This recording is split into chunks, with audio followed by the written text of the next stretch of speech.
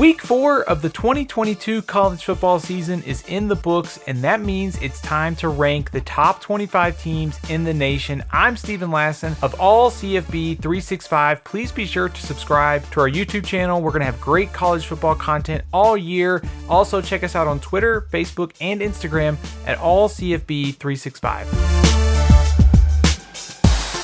Before we get into the top 25, we're going to take a look at the teams that just missed our rankings this week. Also, just as a reminder, our rankings take into account head-to-head the best that we can. It also takes into account the best teams on a neutral field, and also our rankings take into account sort of a Vegas-style power rankings. As the season goes along, our preseason predictions are removed and replaced by the results on the field. Obviously, this isn't perfect. It's very fluid. It will change throughout the season. As we take a look at some of the teams that just missed the rankings this week, Syracuse at 4-0, close to making the top 25 after beating Virginia on Friday night. Also, Kansas State deserves a lot of credit for going on the road and beating Oklahoma. The Wildcats just missed our rankings. Probably would have been in the top 25 had they knocked off Tulane the previous week. Also, Oregon State at 3-1, a close loss to USC. No shame for Jonathan Smith's team on Saturday night. Also, TCU picking up a big win over SMU. Coastal Carolina and UCLA also teams right on the edge of making our top 25. As we take a look at the first section of teams in our top 25, some surprising names on the screen there. Kansas 4-0 for the first time since 2009, making our rankings at number 24. Minnesota making the top 25 for the first time this year. The Golden Gophers a 34-7 victory over Michigan State. Right now, Minnesota looks like the best team in the Big Ten West. Florida State checks in at number 21 after a 30-point win against Boston College on Saturday night to move to 4-0.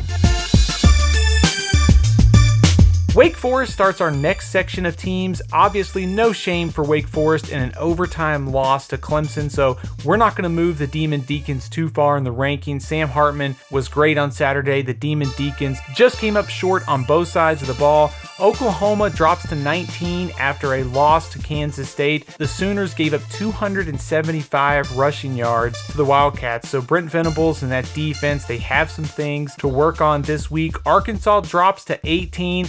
And what a heartbreaking loss it was for Arkansas. The fumble on the goal line as they were going in to score. And then, of course, the missed field goal at the end. But still, Sam Pittman's team is 3-1, and they get a shot at Alabama this Saturday. Texas A&M rejoins the rankings at 17. The Aggies have won against Miami, which that win does not look as good after Miami lost to MTSU on Saturday. But they picked up a good win against Arkansas, so we'll put the Aggies back in the rankings. Defense is good, seeing some good signs out of Devon Achane at running back, but still need more out of quarterback Max Johnson and also from the offensive line to make the offense more productive going forward, especially as the Aggies get into SEC play. Baylor, a good road win against Iowa State, saw some positive signs out of the passing game. That was a concern after the loss to BYU a few weeks ago. BYU headlines the next section of teams after a 38-24 win over Wyoming. NC State at 14. The Wolfpack have finished their non-conference play this season. They picked up a blowout win over UConn on Saturday night, but the test for the Wolfpack gets significantly tougher this week as they play Clemson. That is a huge showdown in the ACC. Washington at 13, no hangover after beating Michigan State last week. They beat Stanford by 18. Oregon at number 12, one of the better games of the weekend, the road win at Washington State. They needed 29 points in the fourth quarter to come back and beat the Cougars. And Utah at number 11, the Utes just continue to quietly rack up blowout victories. This time it was against Arizona State on Saturday night.